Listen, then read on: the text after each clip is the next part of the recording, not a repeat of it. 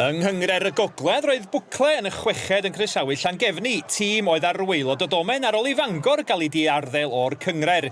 Daeth y tîm cartra'n agos i achub y blaen wedi dim ond 10 munud, ond Steve Sinclair yn rhwystro Conor Littler.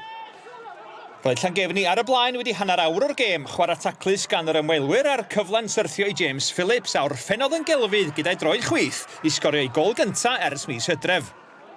Cafodd yr ymwelwyr gyfla euraidd i ddyblu mantais 5 munud cyn yr egwyl. Cameron Darling yn arbed ergyd Stanley Williams ac yna Jonathan Evans rwsyd yn methu sgorio gyda'r gol yn agorad. Fydd o ddim eisiau gweld hwnna eto. Fe ddechreuodd Bwcle'r ail hanner yn gry, croesiad campus gan Max Moore o'r asgell dde i greu cyfle i Aled Bellis. Ond yr ymosodwr yn methu cysylltu gyda'r bêl, dihangfa i Llangefni. Daeth y tîm cartra o fewn trwch blewyn union i'r sgôr gyda chwarter awr o'r gêm ar ôl, ond y postyn yn rhwystro'r eilydd Jake Roberts rhag sgorio.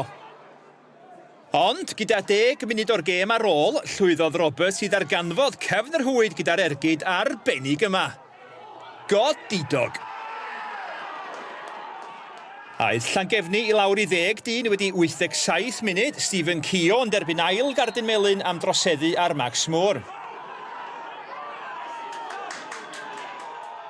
Roedd amser am un cyfle arall i Bwccle, y croesiad yn hyfryd ar draws y cwrt, ond neb yn cysylltu ar bêl wrth i'r pwyntiau gael eu rhannu yn y glob. You know, we've had probably 4 or 5 good chances in the first half, 4 or 5 good chances in the second half. I wouldn't even put Jake's goal down as a chance, really. You know, he's that far out and great finish, obviously. But that's the difference, I think, between us and the teams that are near the very top of our division at the moment is taking chances. Beth amdano y gol, ni di siarad ni drwy gol, o'n i gol wych da? Ie, mae Scott jyst i taro fo i fe, dwi jyst i meddwl, na i taro yno yn mynd top bins.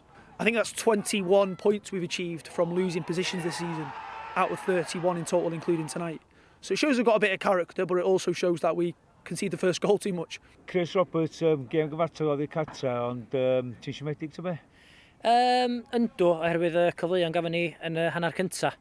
Dwi'n meddwl sy'n ni wedi gallu mynd i fewn, illa 2 neu 3 gol yn well na be nafon ni, ond nathon nhw rili dod amdano ni yn yr ail hanner, a nathon ni ddal ar yn y diwedd os dwi'n onast. Ond dwi'n meddwl mae hynna'n just dangos be da ni amdan a da ni'n mynd i gwffio reit tan y diwedd.